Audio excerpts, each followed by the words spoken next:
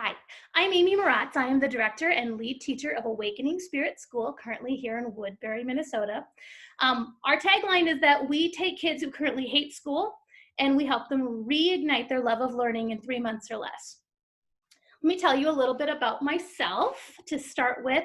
I am a veteran teacher. I've been teaching for more than 15 years.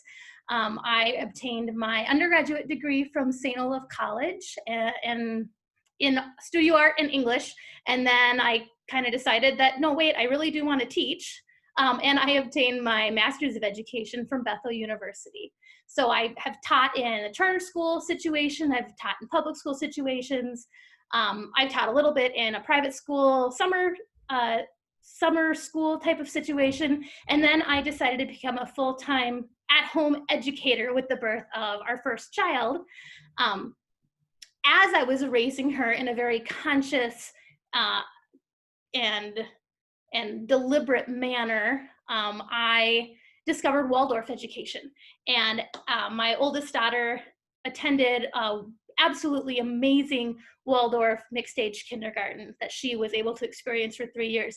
And I learned so much from the educators there about the power of rhythm and serenity in the classroom. And just letting kids play and learn through that. So when it came time to go to first grade, because we are a little bit farther away from that school, I decided to homeschool. I homeschooled my daughter for the first year and then started getting curious looks from the outside from some of my friends. One in particular was an entrepreneur. She was a personal trainer, and she was a single mom with a little girl in 3rd grade who was such a sensitive soul that she would break down crying in school every day. It got to the point where she was embarrassed, she was getting teased, the teachers were frustrated, she was frustrated, and she kept begging her mom, can't you just homeschool me? Can you please just homeschool me?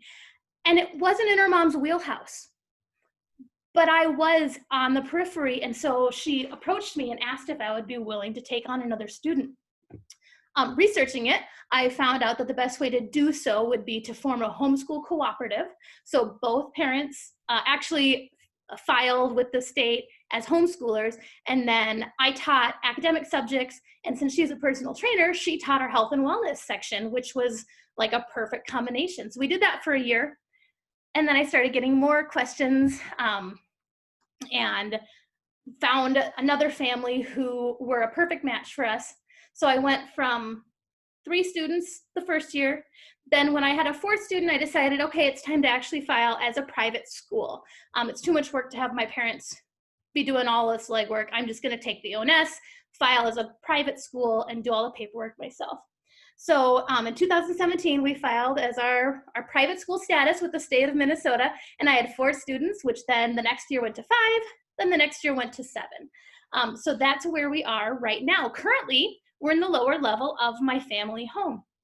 It's getting to the point where 7 is about the max. We'd be pushing it with a couple more kids, especially now that some of these boys are getting bigger and their shoulders are broader and they don't know where the walls are and we're bouncing off of things. So it's time for us to move to our phase 2 location, which is super exciting. I'm currently working with the city of Lake Elmo to bring a micro school into one of their rural residential properties. The reason that I chose rural residential is because the one thing that we're really missing in this setting, in this location, is the ability to go outside and be directly in nature, to be directly in a little foresty area, to have goats and chickens outside for the kids to be able to tend to and learn about. We do have quite a few animals in this area, but they're all domestic cats and rabbits and a dog. So that's a little bit about me. What I wanted to share with you that I did with my parent information sessions the other night is what I'm looking for in a family.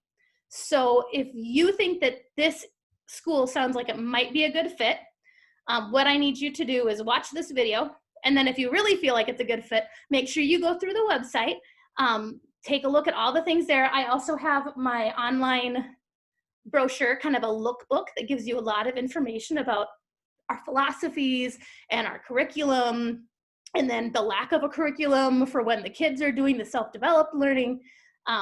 So that'll give you a lot of that information. So what I want to share with you right now, I'm going to share my screen and show you some questions.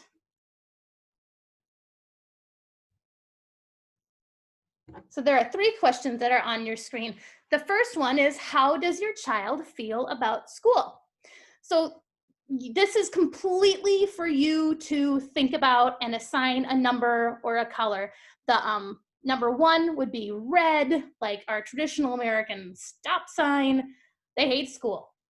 It could be because they're overwhelmed. It could be because they're one of these highly sensitive children whose little amygdala in their brain just shuts down and freezes when they get to feeling like they're under pressure. Do they think that school is necessary? Like, do they not know well, I didn't know I had a choice. I just go, I do that. Do they like school? This light green column is actually really good. This is a good place to be. Your child likes school. And then the dark green column is they love school. This is what we're shooting for, is that they love school so much that on Saturday they wake up and, we don't want them to be a problem being upset, but that they're kind of bummed that they don't get to see their school friends until Monday again. How does your child feel at the end of a school day? Think about this. Are they demoralized and drained? Was it just all too much and it was just an awful day and they can't do anything? Are they bored and apathetic? I mean, you kind of have to sift through like what's a normal adolescent response with how was your day? And they go, to how was your day? And you never get anything. Like, there's no highlights. There are no funny stories about even things that aren't related to what they're supposed to be learning. That would be bored and apathetic. Let's move to the green, because this is way more positive to talk about. Are they satisfied and secure? That's an excellent place to be at the end of a school day. Then you go farther over to where beyond that, they're actually energized, they're fulfilled, they come home and they want to tell you about everything they learned and discovered and the ideas that they have and what they want to do the next day. And then the third question that I want you as a parent to think about is, how would you say your child's educational needs are being met? So the statement would start, my child is, and then you'd fill in the blank, with the big warning bells going off at frustrated and failing. Okay, failing shouldn't even be a word we use. Why is it okay to use the word failing when you're talking about a child? But it is. That's what society has told us, how we categorize people who are just not flourish. They're not even not flourishing. They're going on the downhill slope. My child is, I don't know, he doesn't really care. I'm a little concerned. They don't care. That's that apathetic thing again. My child is doing well in tests. Awesome. Tests are important if you are going to go to college and you are going to get a job that requires test taking. That's absolutely great. My child is pursuing their passions. For a child to be able to actually go after the education that they want and that they deserve, that's a really special thing. So go ahead and take a look and just kind of remember red, orange, light green, dark green as I go to the next screen. So the next screen is this triangle. And the first thing we're gonna do is color in the triangle. So the bottom of the triangle is red. This is our failing category. This is the child who was frustrated. This is the child who hates school. This is the child who is demoralized and drained at the end of the day. And what we're gonna do is we're gonna put a dashed line here. That line is what I call the fear line. And it's really hard to jump over this fear line. And what a lot of parents tell themselves when they have a child who's stuck in this failing category is that they just need to get over it. I didn't necessarily like school. Why can't they just hitch up their pants and get over it? That's actually a lie. What we need to realize to get above this line and jump up here is that every child learns differently. I'm sure that you've heard that over and over again, but it really can't be stressed enough. Everyone is an individual and they all learn differently. Okay, which gets us up to our orange level.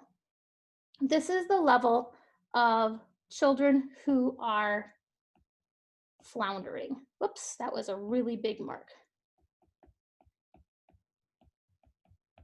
These are the kids who, like, they just have to go to school. They're kind of bored and apathetic, and it doesn't really matter. Nothing's really affecting them because what they're doing is they're shutting down a part of their brain so that they're not emotionally involved in what's going on. It's their coping mechanism, and that's where this is happening right here. The next level that we really, really, really are striving to be at is this light green level. This is the good level, right? Things are actually fine. Okay, your kids, they like school. They like going to school. They have friends. They have a teacher that they really like. They enjoy it. They come home and they're satisfied and secure. That's fantastic. Kids can learn in that environment. And then the third thing is that at the end of the day, no, I missed my, oh yeah, they're doing well on tests, right?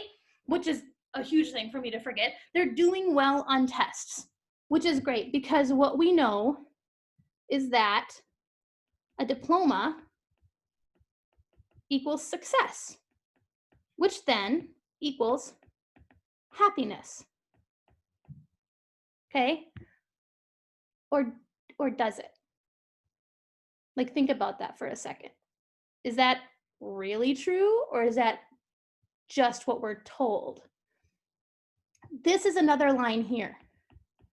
This is what we call the good enough line.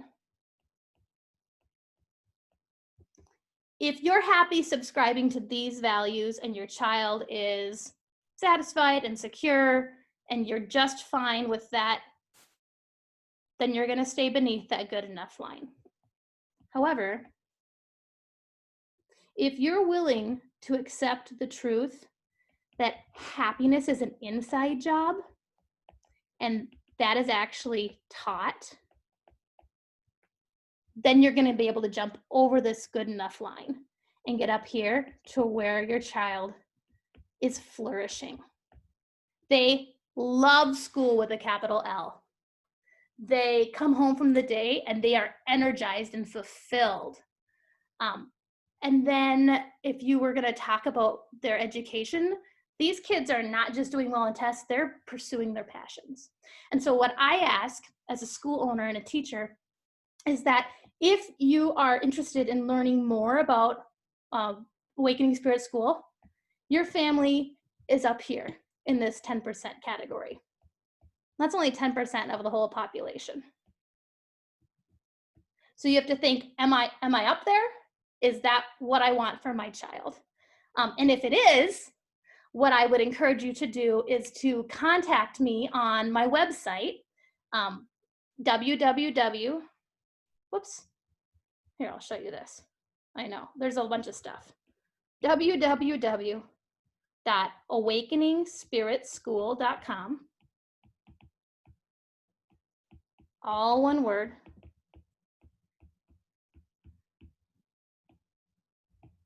I just had to write it really big.